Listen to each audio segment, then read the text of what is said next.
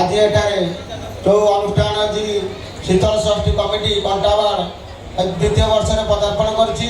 प्रथम वर्ष में प्रभु बालकेश्वर माँ पार्वती विवाह उत्सव पालन करूँ एवं द्वितीय वर्ष आमर ये शिवानी गणनाट्य तार नाटक परिवेशन करुँची।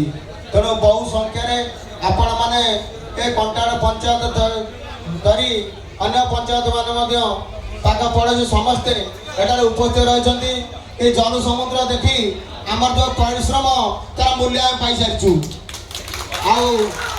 आपण मान अनुरोध करुचु आसंता मास 18 हूँ निबंध 19 हूँ बाहागर 20 हूँ आम ग्राम परिक्रमा कार्यक्रम।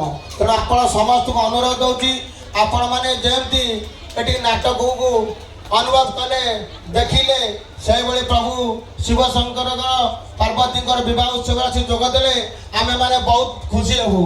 ये कही मो वक्तव्य रखुची। जय प्रभु बालकेश्वर।